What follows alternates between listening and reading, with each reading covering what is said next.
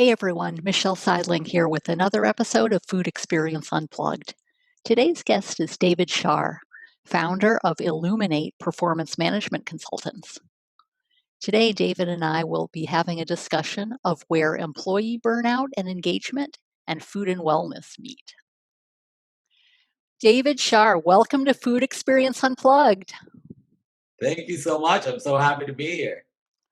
Well, we are happy to have you and to be talking today kind of at the crossroads of where engagement, employee engagement, and food and wellness meet. And this is, I was really looking forward to this discussion because both aspects of the employee situation are so important. You know, what they take in is what their productivity coming out and their health and their well-being. So this is a fantastic opportunity to kind of share that different aspects of the employee engagement situation. Yeah, I was so excited when we talked about doing this because I don't really touch the food part, the nutrition, all of that aspect of employee engagement and burnout. Rather, I usually focus on the other side. So when we talk about burnout, we talk about the resilience piece and what do we do personally to prevent burnout, to prevent ourselves from burning out, and that's a huge piece of burnout prevention. On the other side is the organizational piece. And that's the piece that I typically am more focused on. So I love the concept of coming on here and discussing between the two of us, we can really look at the whole picture of burnout. Sure, absolutely. Well, to start off, could you introduce yourself? Tell us a little bit about your background and what brought you to this point, and I guess why the focus on employee engagement. Yeah. So I started off as a young entrepreneur. I owned a small ice cream franchise in Baltimore City. So we were in this small bubble in Baltimore City where all of our customers, or the majority of them, came from upper middle class homes. But our employees all came from parts of Baltimore City that were made famous from shows like The Wire, right? So we're talking the inner city, some of the toughest streets in America, if not the world. This is where the majority of my crew came from. So these teenagers and young adults, um, faced enormous challenges in their lives. Things that are maybe too horrible to even talk about on a podcast like this. And so it was complete culture shock for me seeing what these kids were going through. The good news for them and for me is that I didn't pay a lot of attention in school in undergrad, where I didn't know that I wasn't supposed to trust a 16-year-old girl from the projects with a key to my restaurant. On her 16th birthday, I gave her a key to the restaurant as a gift and made her a supervisor. I didn't know I Wow. wasn't supposed to do that, but perhaps because I didn't know that I wasn't supposed to do that. She didn't know that I wasn't supposed to do that, so she rose to that level of trust. And so I basically stumbled into this incredibly engaged workforce. And it didn't become how so evident to me until the day that a few months into this operation, one of my crew members had a boyfriend who was in a gang, and she came in looking really down one day. When I asked her about it, she said that she turned to me and I first noticed that she literally had tears coming out of her eyes, and she explained to me that her boyfriend had been shot multiple times that morning, was left for dead, Wow. Wow. was flown to shock trauma, and things didn't look good. It didn't look promising. And I told her to leave the store, to go home, to go be with Yeah. her family, with his family, something. And she refused to leave. And I understood that money is tight, and she felt obligated to the store. So I told her, like, I'll cover your shift. Some things are more important than ice cream. Not much, but this would be one of those things. And so I told her go, and I'll cover for you and pay you for the day. And she refused to go, and she pushed back at me and refused to go. I said, why won't you go? Just go be somewhere. And she said, no, I need to be here. I can only be here. This is my happy place. And so Wow. that experience led me down this path where it started with Google, and employee engagement, Google, all these things. Mhm. And then it led me to a master's degree and pursuing a doctorate. in business psychology and industrial organizational psychology just to get at the answers. What was so different about this place? What was so different about these kids? Why were they so engaged? Why were they able to find meaning in scooping ice cream? While I have so many friends who are doctors and lawyers and financial planners and realtors, people who are making significant impacts in people's lives, and they don't find the same level of meaning in their work. It's hard for them to get up Mm. and go to work on Monday. So what is it? What's the distinction? So that's what led me down this path to sort of explore employee engagement, to explore burnout, to explore what meaningful work was all about. Wow, that's incredible, and, to think it started with a cone of ice cream, so Right? but that's really interesting how that really drew you to that topic. And you mentioned, some, just depending on the business, and I don't think it's necessarily specific to any one industry, whether you're going to burn out or not burn out. It probably can likely happen to pretty much any company or any person. But Yeah. that's really nice how it really drew you into that passion, and you're Right. you're fulfilling your passion. Yes, absolutely. Absolutely. And I think that that's key to all of it. And what they were doing was fulfilling their passion because it wasn't about ice Mm, cream for them. But I also sure. think it's not specific to an industry. It's not specific to a socioeconomic class. It's not specific. Burnout doesn't generally discriminate, although you do find women experiencing a little bit higher rates than men. And where you do find different industries or jobs suffering from higher levels of burnout, they're there are industries and jobs that objectively are more meaningful. So it's not what you would expect. It's the nurses, it's the inner city school teachers, it's the people who are literally in their job not for the money. They are there to make a difference in the world. It so clearly by the job that they're doing, those are the first people to burn out. Which Mm, so when you start peeling back the layers on burnout, it really reveals more questions before it reveals any answers. mm. So, just to clarify, what specifically do we mean when we say employee engagement, employee burnout? 'Cause I know it can have different meanings in different contexts. Yeah, absolutely. So burnout in its most classical definition is a tripartite sort of construct. So basically, it stands on three legs. When burnout would be diagnosed is when somebody is suffering from emotional exhaustion, right? And we think of Mm, emotional exhaustion as we hear exhaustion and we think, oh yeah, they're overworked, etc. But it turns out that when we dive a little bit deeper and we ask people what makes them feel exhausted and what extinguishes the fire and what lights the fire, they will say that the interaction with the patient, the interaction with the customer, the client, the student, that type of stuff lights the fire. So then what's burning people out? It's all the bureaucracy, all of the mental load that's put on, that's unnecessary, that stands between me and the work that I'm there to do. That stuff leads to emotional exhaustion, which can then lead to physical ailments. And I think you could probably speak to it. It leads to people going down the wrong path with their nutrition and their fitness and all of these things as well. Because while burnout is very work specific, that's where it starts, perhaps, but it spreads everywhere. mm, So it starts with emotional exhaustion and then leads to cynicism. We stop believing in our work.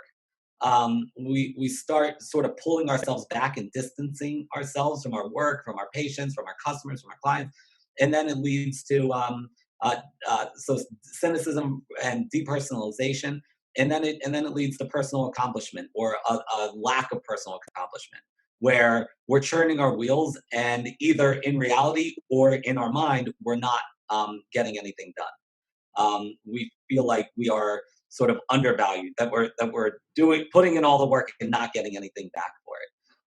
And that's burnout in a nutshell. And that's something that in today's, like in this new normal, this COVID normal. I mean, when you look at what we're going through in terms of emotional exhaustion and cynicism and a lack of feelings of personal accomplishment. I mean, I think we're all going through that right now, regardless of industry. Sure. And it's kind of a catch 22, so to speak, because for example, with the coronavirus situation, people are kind of drawn into, okay, focusing on are my kids doing okay? What am I going to do to balance my work responsibilities, my home responsibilities?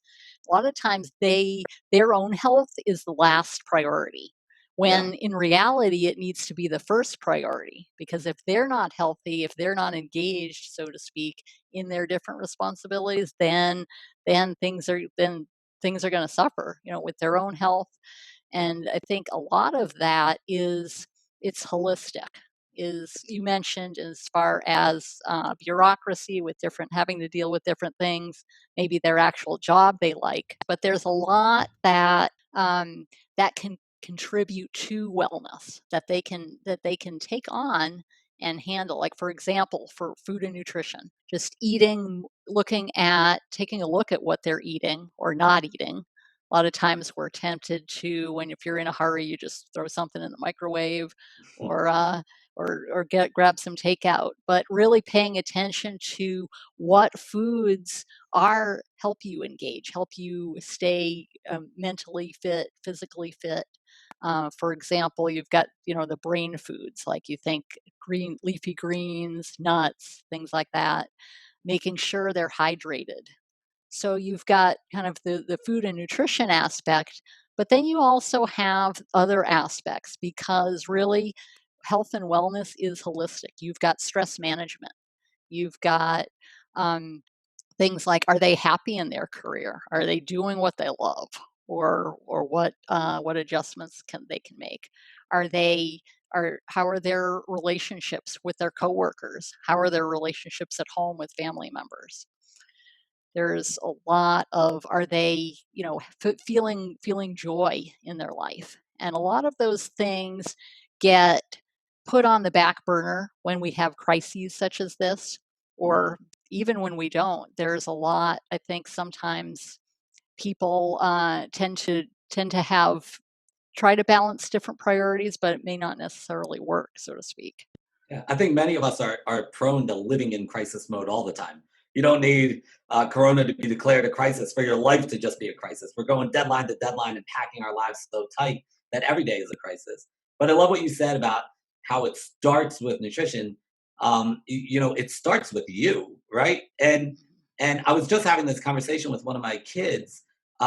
She's naturally a giver, and she's always giving and always doing. And now she's turning 12 years old, and she started to become a little bit more selfish. And she was feeling such guilt about this and such apprehension about what my wife and I would think if she stopped helping out as much with the baby or whatever.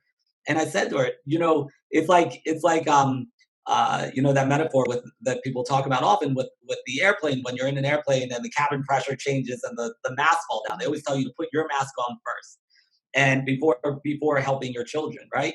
And um, within the meaningful work research, Lips Wurzman, one of the leading researchers on meaningful work, says that meaningfulness is partially this pull between the self and others, right? Mm. So we often start thinking about others, and we're always focused on the other, and we don't stop and take care of ourselves, and because we find it selfish, or we find it that we just don't have time for it, or whatever it is, we put ourselves last. So I love your idea of how it needs to start with yourself. It needs to start by taking care of yourself physically, before you can go out there and really serve others. I love that idea.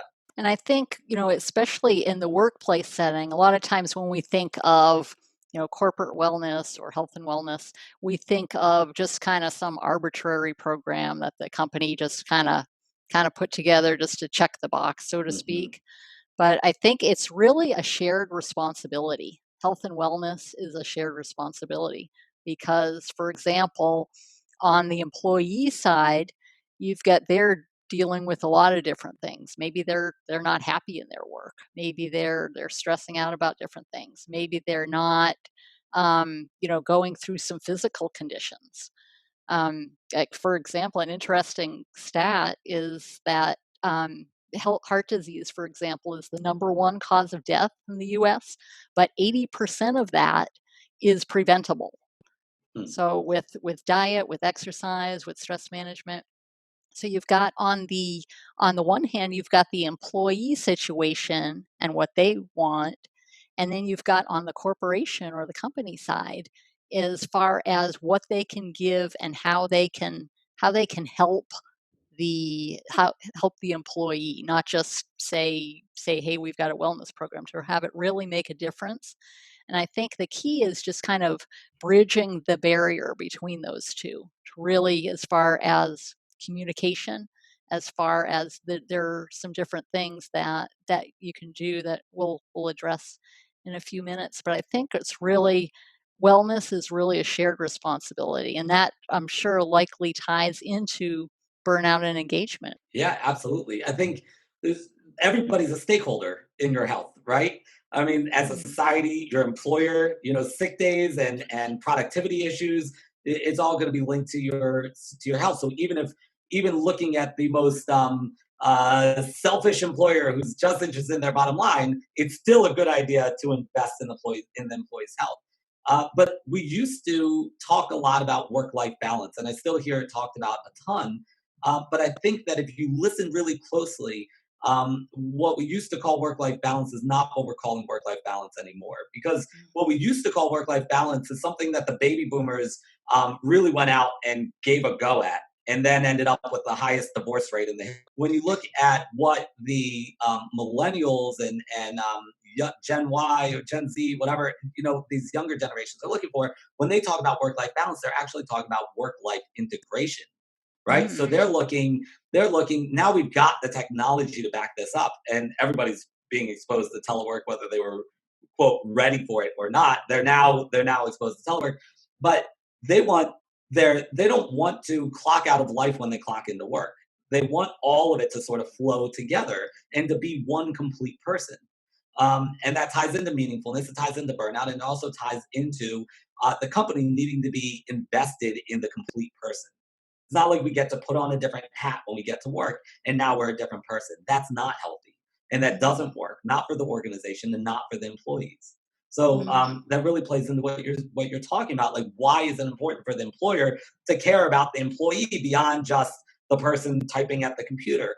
It's because they are a person, and everything integrates. We talk about authenticity, and that's such an overused word. Recently it's given way to pivot. Now everybody's talking about pivot but authenticity. I have people roll my eyes every time I talk about authenticity. But in reality, authenticity, what that means is that we don't want to be a different person at work than we are at home.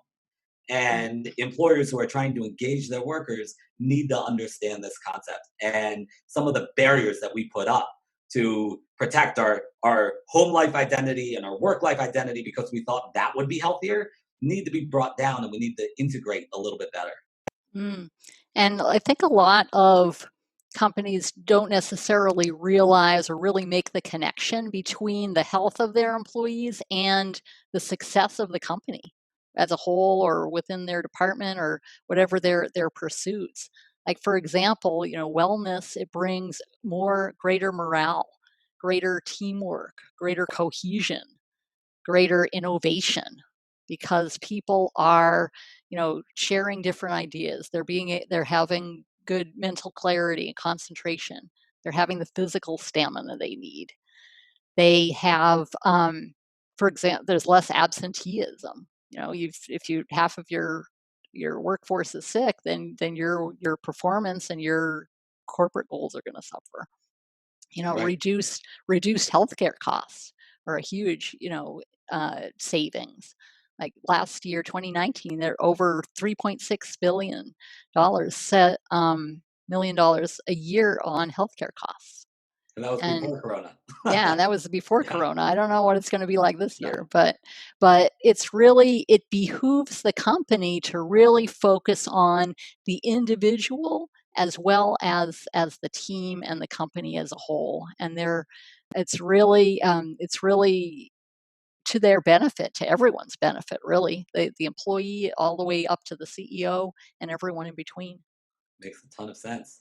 So, yeah. So is that, you mentioned, it's called work-life integration now.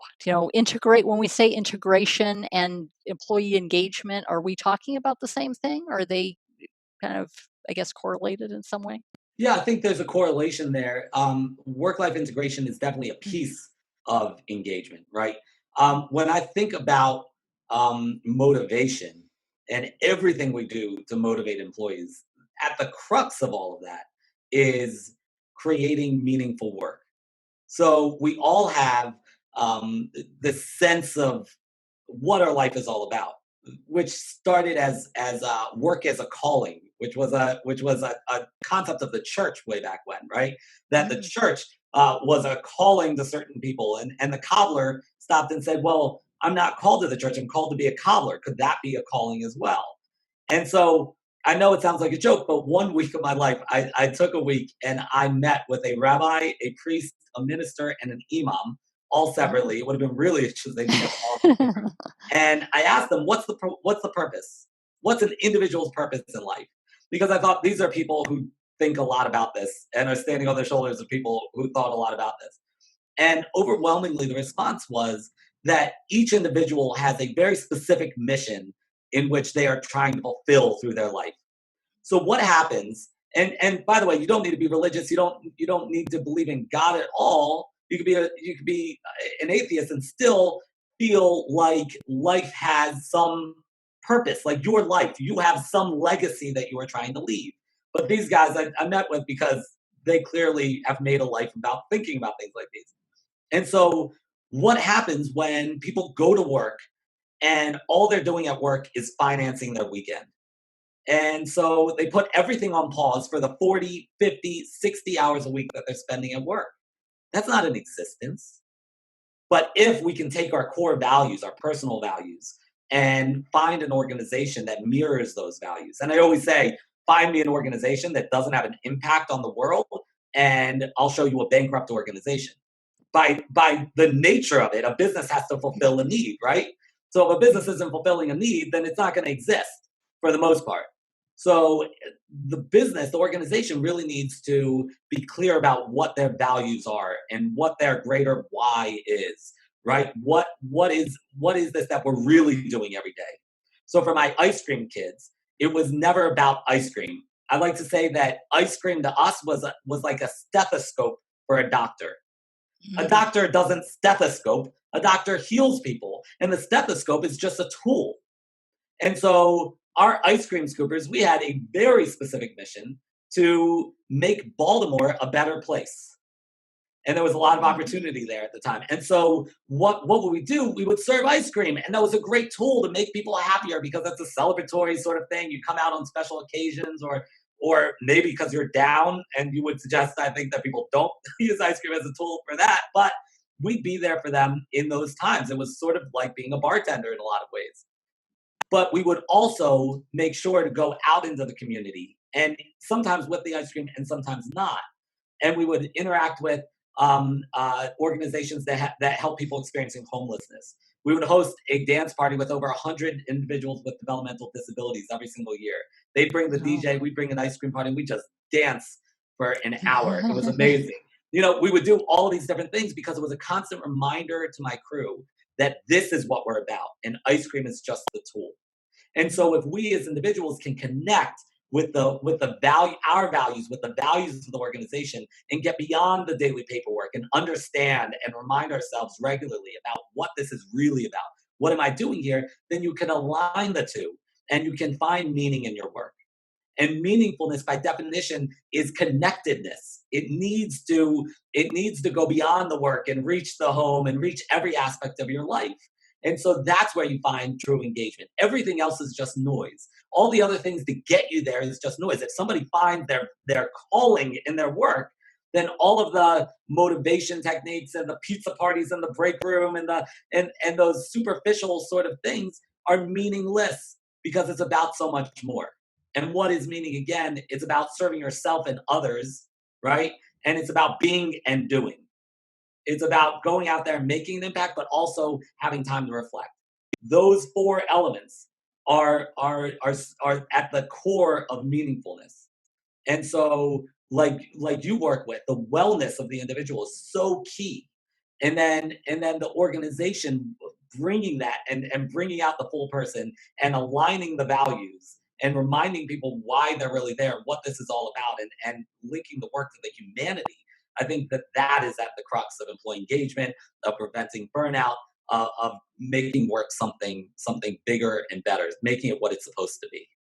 Sure. And we're seeing a lot of, kind of a growing trend is more companies really taking that holistic approach to wellness and to the individual. And, what you were saying about fulfillment and meaning, goal setting is a key factor. What does the employee want? What do you want to be? You always hear the question at job interviews, where do you want to be in 5 years? Or, things like that. But really having a kind of a multi-pronged approach to wellness. Like, for example, a professional development aspect of it. You're in, the employee's doing a job, but they need to develop too, whether, job skills, with different aspects of if they kind of be on a leadership track or management track, but and also putting holistic things, putting wellness, putting their, having a health coach, whether it be in the companies per se, or have a health coach come in and really talk about issues that matter to the person individually. Okay, where do you want to be? What do you want to feel like? If you want to feel invigorated and excited about your job, well, there are physical things that you can do as well. There's, diet, exercise, there's stress management, there's, making sure your relationships are healthy.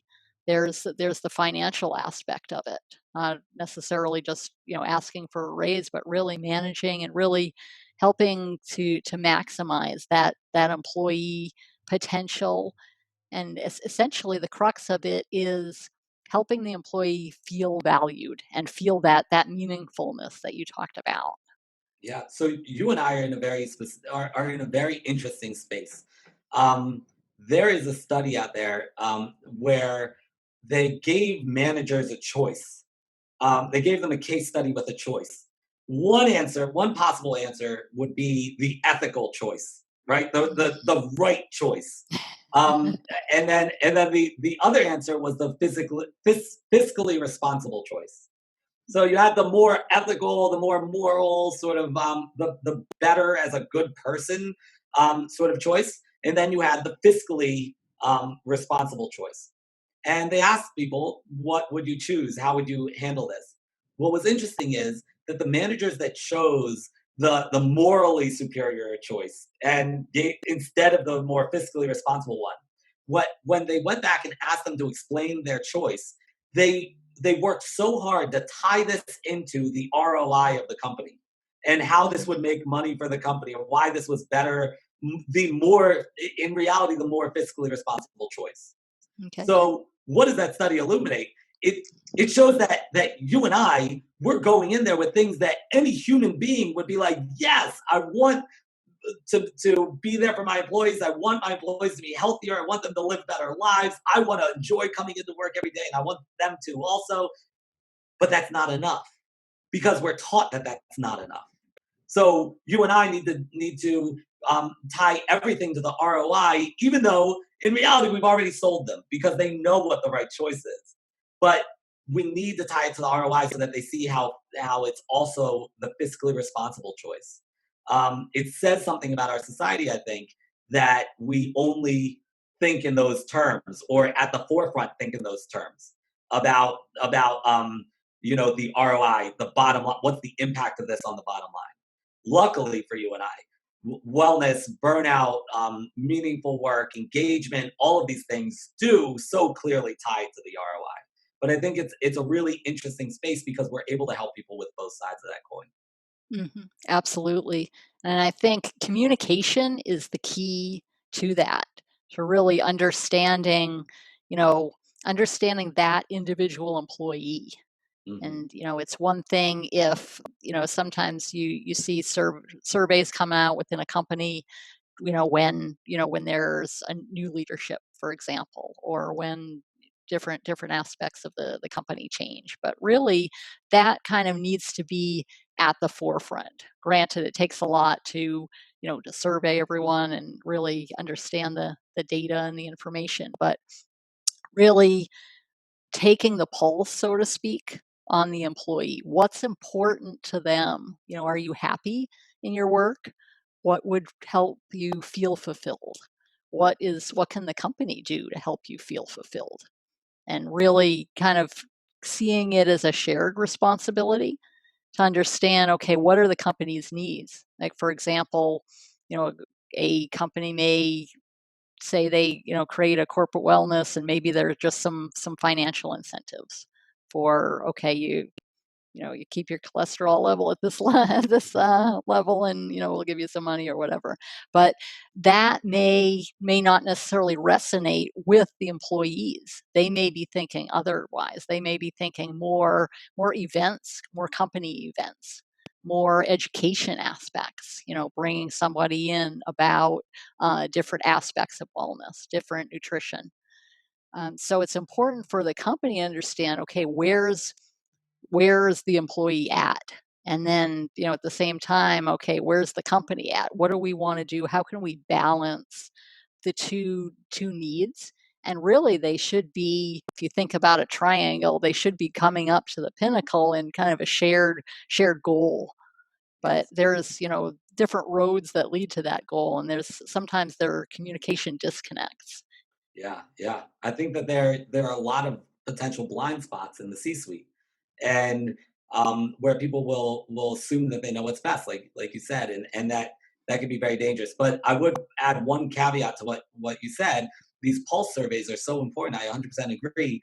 As long as leadership is ready to deal with them, to Absolutely. actually make the changes. There's nothing worse for a company than surveying the employees and then changing nothing. Because while on the first hand, they might think that they're voiceless, once their voice is heard, it's much worse when they think that the company doesn't care, that they've heard their voice and they don't care. So we have to make sure that when we're surveying, we're actually taking action on the survey. I think, like you pointed to earlier in our conversation, the checking the box syndrome, which so many of us do, where we're like, oh, I heard in a podcast that we've got a survey. Let's survey. Check.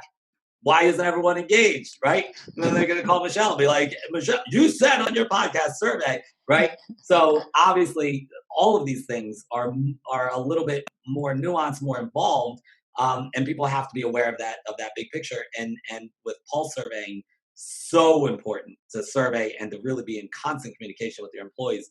But equally important, or maybe more important, that we then take action on the feedback that we receive. Sure. And I think, part of the developing that evaluation, that survey, is kind of going beyond the survey itself to begin with. As you're creating that, okay, yeah, what do you want to ask them? But why are you asking this? What do you intend to do because of it?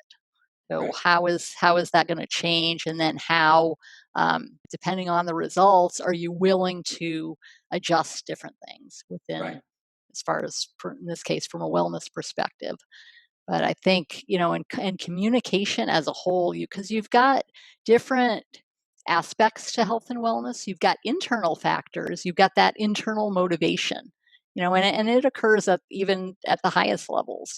CEOs get burnt out probably just as much as different employees at various levels. Mhm. But in terms of what choices are they making? Are they, you know, do they take time off? Some, I'm sure with burnout, maybe a lot of them haven't taken a vacation day in years, or whatever the case may be. But what are they personally doing? So you've got internal choices. What are they eating? What are they relaxing on the weekends? What do their relationships look like as far as their interactions? So you've got things like that with that motivation. And then you've got the kind of the externals, like what is the company doing? Are they investing in, different, like some of the larger companies, for example, you may have a cafeteria, you may have your own food service staff or chefs, and a lot of what things from a nutritional aspect can you integrate in there? what Mhm. things you've got, different apps, you've got wearables, you got the Fitbit, Apple Watch, the whole gamut of different things. What kind of corporate incentives or external incentives are there? Do they have events to motivate people to, um, do they host a 5K, for example, or some other different charity events?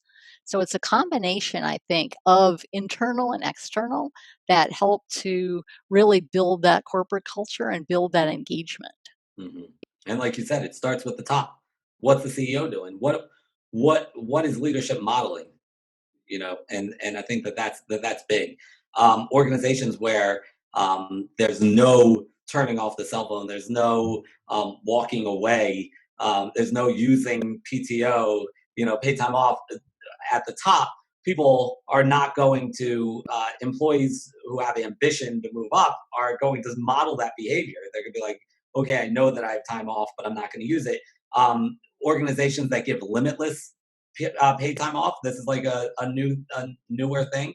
Hmm. What we find is that employees and organizations with limitless time off take less time off than organizations that give a set amount of time off. Um, Interesting. yeah, because it's this macho culture. Yeah, I could be gone all year, but I'm going to be here and I'm not going to use it. And it becomes this macho culture. This is how we brag about things. How late we went to sleep last night. How long we were working. How early we were at the office. We brag about things like that, and it's not healthy. It needs to be modeled from the top. The behaviors you want to see need to be modeled from the top.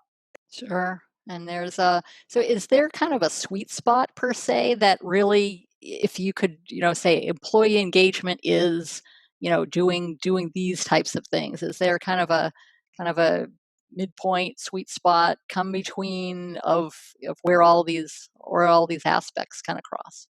Yeah. So employee engagement when it's defined as the opposite of burnout, which is one way that we define employee engagement. So there's a model known as the demand control support model, which I think is a beautiful model. What it argues is that when demand goes up, our sense of control goes down, and our sense of support, that social support, decreases as well. That's when you're on the fast track to burnout. So demand goes up. What does demand look like? I think specifically right now we see with telework. I'd Hmm. like to refer to a long, long time ago. I started as a biology student. I was pre-veterinary, and then was introduced to physics and organic chemistry. I'm like, is there something with less math? And they pointed me to the business department. They said anything in that building, just don't do finance or accounting. So, but in biology and in anatomy and physiology, we always talk about vestigial structures, right? These are the structures that through evolution sort of have their functionality has been lost, and but the structure still remains. So our wisdom teeth, from my understanding, are one of those structures. Our skulls have changed shape, but our wisdom teeth remain, and so they come in and they just cause us pain and expensive dental bills. How many vestigial structures do you have in your organization? How many things do you have that are boundaries standing in the way of your employees doing what they are there to do? So when we look at telework, so many companies now are teleworking for the first time out of necessity, and they're finding, wow, this kind of works. Why have they never tried it before? Because it was a vestigial structure. Because originally we didn't have smartphones and internet and all these different technologies and the infrastructure to telework. So we never telework. Why don't we telework today? Because we never teleworked. It's not a good enough answer, right? So I keep telling people that this time and place is the perfect time to go through all of the policies, the written down policies, and also the mores and the norms from your culture, and go through them and ask why. How many of them are just there because they're vestigial structures? So that's number one, is that employers should get in there and organizations should get in there and remove barriers, because it turns out that so many of the barriers within organizations are there at the hand of leadership. They're Hmm. self-imposed. And then the other piece is support, that we can go in and really show support, both emotional support and more tactile support, to go in there and actually help people with their tasks, and to help people emotionally and be there to listen to them. I saw on LinkedIn, I'm very active on LinkedIn, and somebody recently was talking about, when my employees want to complain about something, they know not to come to me. You come to me with answers, not complaints. And I'm like, okay, I see a little bit of the reasoning behind it. Like, let's be constructive, but there is also a time and a place to vent. There's a time and a place, and it should feel safe to talk about your concerns with your employer without them passing judgment. And also without them feeling like they need an answer for you right then and there. Sometimes we don't need an answer, we just need to talk.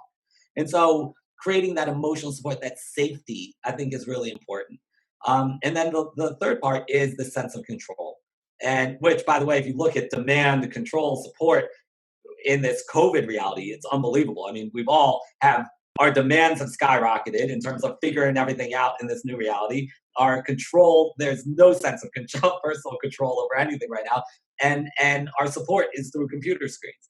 And so everything has changed, and that's why I think so many of us are suffering from burnout like symptoms right now. But that control piece, we can offer control through autonomy, through those pulse surveys, through reaching out and giving people a voice, through letting people come up with their own decisions, right? Guiding them, having the values there that will guide them to make the right decision, but then letting it be their decision. Let them figure out the process and coach them through it. Trust but verify, right?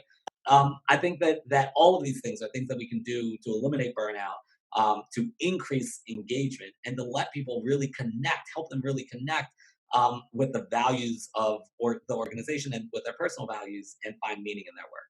Sure. And I think, even this crisis situation with the coronavirus has really kind of helped people and companies kind of rethink that balance, or rethink, it's okay to telework. A lot of companies are, having been forced into telework now for a few months.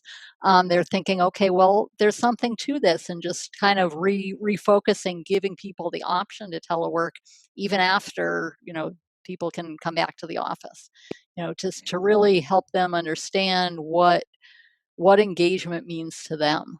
And I think that it's at all levels. A lot of times, companies have what I would call wellness champions, is at different levels of the organization, of seeing how are the employees doing from a wellness perspective, offering different lectures, having speakers come in, for example, or having different activities, having that connection as well. So if some employee says, wow, I wish they would have more, professional development opportunities, or I wish they'd have uh, more broccoli at the cafeteria. May not get that specific, but Healthier that options. they have an outlet, so that wellness is kind of infused in the organization.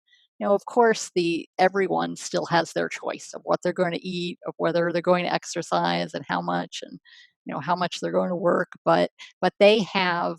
But I think the carrot needs to be put in front of them, the motivation and the understanding. I think Right. a The lot of carrot, not the people. cheesecake, right? Yeah, well, you can throw in some cheesecake. That'll be okay. But just helping them to really understand, because I think a lot of times, as employees, they tend to kind of, they're focused on their work, then they go home, they focus on their family. And it's not,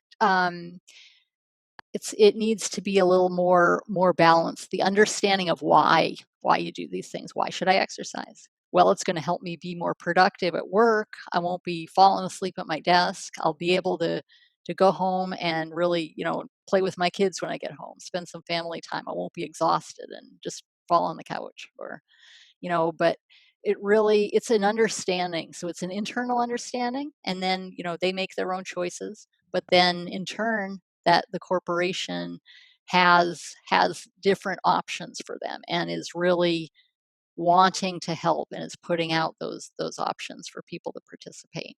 Do you have any examples of success stories, of where really, besides your ice cream story, of course, of where really employee engagement is really, I guess, coming to the forefront? Yeah, I think organizations that are sidetracked. So one, I think it's about communication before anything else. Like you said, I think that a lot of times people at the top don't really understand the issues. they're too close to it to really see what the real issue is. So one example that I have is I had a CEO come to me and tell me that he was describing all these issues with the employees, and it really sounded like what he was describing was that his employees were sort of conflict avoiders, Mm. right? So little things would happen, and they'd avoid the conflict and avoid, and these things would snowball until they were so big that he would have people literally quit. He'd have huge fights. He'd have all these different issues amongst his employees and passive aggressive behavior. And so that was what he saw. And so that was sort of what we entered the engagement, like we're gonna fix this issue for him. But I have a policy where the first 30 days when I go in a consulting opportunity, the first 30 days are discovery. And sometimes you get pushback and they say, "What do you mean discovery? I already told you what the problem is." And I say, "Right, so I know where to start." you know, and so this is a case in point. I went in and I surveyed and I administered the TKI, the Thomas Kilmann conflict indicator, which sort of looks at how do individuals deal with conflict. And what I found was there was no real difference in terms of how these employees were dealing with conflict as compared to other employees or other people generally. It wasn't overwhelmingly conflict avoiders. So I followed up with some focus groups and some interviews, and very quickly realized what was going on was that we didn't have conflict avoiders specifically within the employee ranks. They would try to squash things when a conflict arose. They try to talk it out. They try to deal with it. Every once in a while, they weren't able to deal with it properly because it was just they couldn't come to terms. So they let it fester. Why would they let it fester?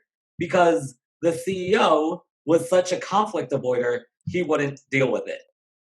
Mm, So the guy had the crazy. right problem, but he all he needed was a mirror, right? So so a lot of times this is what we need. That we're a little too close to it, and we don't see the true issue. And so what my job is, and what your job is to go into organizations and find the right levers to pull, right? Because everything is interconnected, and we go in and we just find the right levers, and once you pull those levers, you see everything else sort of slides into place.